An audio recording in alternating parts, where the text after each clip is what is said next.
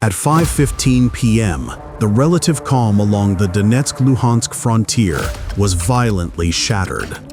The evening sky erupted in fire as Russian Federation forces unleashed one of the most concentrated and powerful combined arms assaults of the entire conflict. The operation began with a massive preparatory artillery barrage designed to obliterate Ukrainian forward defensive positions. The opening salvo came from 240 BM-30 Smerch multiple launch rocket systems firing in near-perfect unison. These 300mm rockets, each weighing over 800 pounds and carrying high explosive or submunition warheads, streaked across the sky like comets. Their fiery trails converged on Ukrainian defense lines, and when they struck, the earth itself seemed to tear apart. Reinforced bunkers vanished in blinding flashes. Concealed artillery pits and radar outposts were shredded into twisted metal. The ground trembled with continuous detonations, rolling like thunder across miles of battlefield. This was not random destruction, it was strategic annihilation. The Russian intent was clear: create a breach wide enough for armored formations to surge through with minimal resistance. Moments later came the second wave of preparatory fire. From rear launch sites, 49K-720 Iskander-M short-range ballistic missiles roared into the sky, their exhaust trails spiraling upward before they accelerated to hypersonic speeds, far too fast to intercept. These missiles were aimed at high-value targets deep behind Ukrainian lines: ammunition depots, fuel hubs, airstrips, and hardened command centers. Each impact sent shockwaves powerful enough to shatter windows miles away, with fireballs rising hundreds of feet into the air. Within minutes, Ukraine's layered defense network was under enormous pressure. Communications jammed, sensors blinded, and logistical arteries torn apart.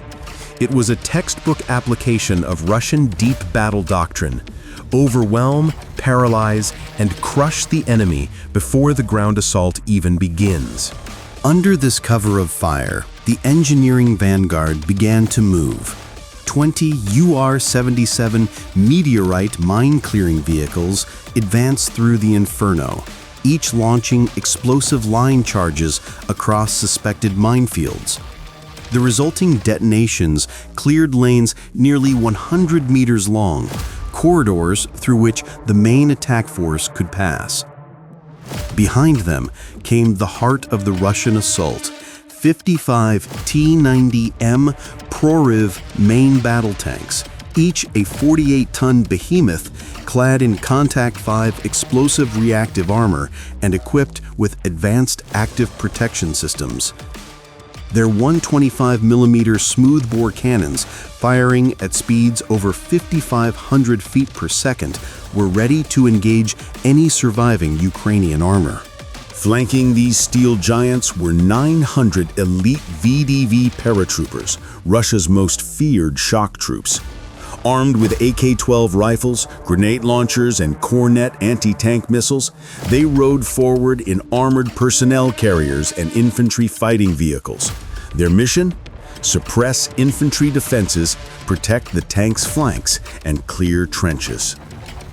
In total, the force that rolled toward the Ukrainian lines represented over $1.1 billion worth of advanced weaponry. For Moscow's commanders, this was meant to be a flawless demonstration of might, a breakthrough that would crush Ukrainian defenses in hours. But General Alexander Syrskyi, commanding the Ukrainian defense, had prepared for exactly this scenario. Drawing lessons from brutal battles like Bakhmut, Syrskyi had built a flexible defense in-depth strategy. He didn't intend to meet the assault head-on. He intended to absorb it. His lines were layered, deceptive, and built to lure the Russians into kill zones pre-mapped for destruction. Hidden within dense forest belts along the expected axis of advance were 40 M270 multiple launch rocket systems and 48 M142 HIMARS launchers. Their GPS-guided rockets had preloaded coordinates for every probable Russian route, staging area, and command post. Overhead, 12 F-16 Fighting Falcons patrolled in shifts, armed with AIM-120 AMRAAM missiles and precision targeting pods. Their job was twofold: destroy Russian air cover and feed real-time targeting data to ground artillery. Meanwhile, Ukrainian special forces, armed with Javelin anti-tank missiles and Stinger man-pads, lay hidden on the flanks. Their orders were simple: stay invisible, let the Russians commit fully, and then strike the flanks and rear once the enemy was trapped inside the kill zone. At 5:42 p.m., disaster struck for the advancing Russians. One of the UR-77s accidentally launched its line charge over a concealed Ukrainian ammunition cache.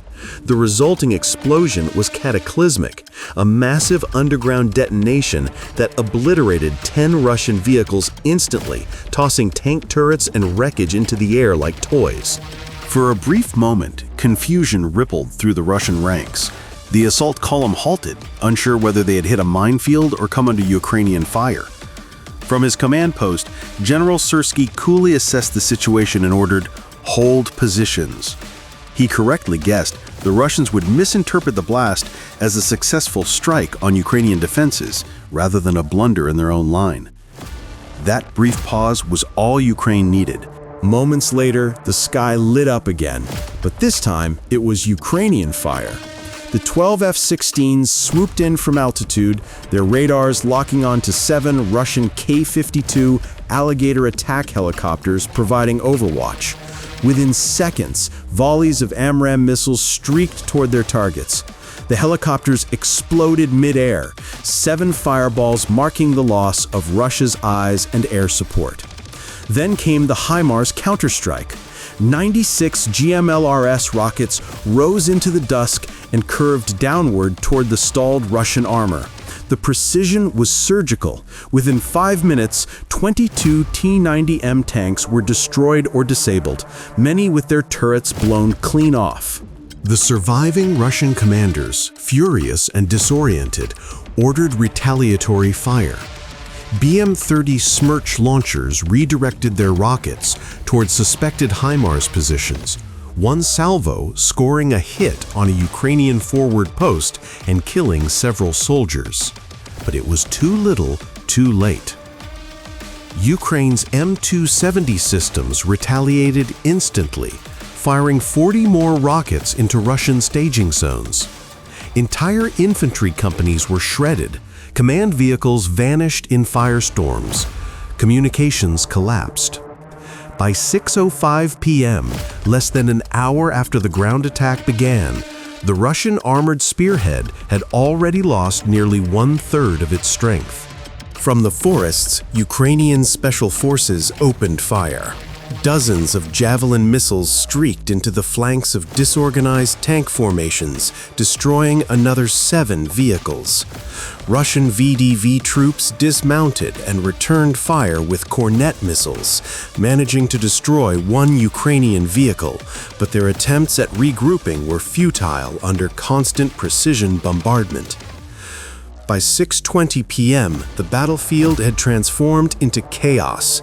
Fuel trucks burned like torches, and ammunition trucks erupted in secondary explosions that illuminated the twilight sky. Ukrainian rockets continued to rain down in synchronized salvos, systematically dismantling what remained of the Russian advance.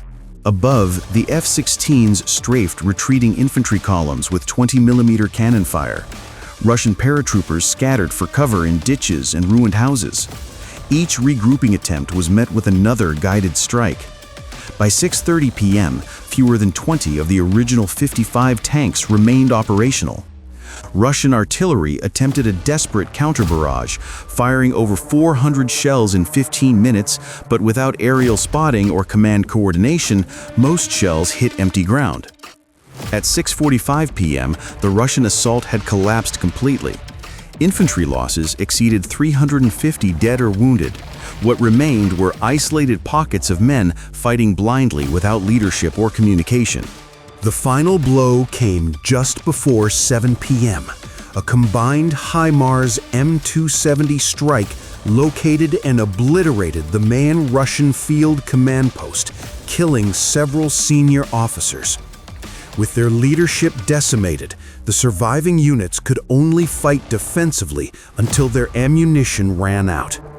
As darkness fell, Ukrainian mechanized brigades swept in to encircle and capture hundreds of exhausted Russian soldiers.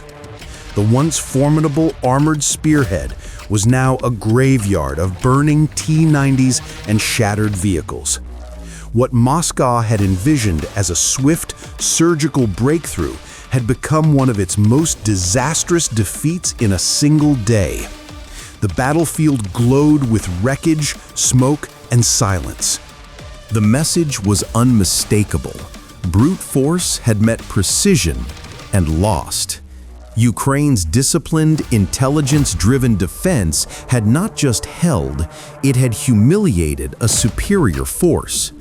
And as images of destroyed Russian tanks and captured VDV paratroopers spread across global media, the psychological shock rippled far beyond Donetsk. This was not just a tactical victory, it was a lesson in the future of warfare, where strategy, patience, and precision would always triumph over raw firepower.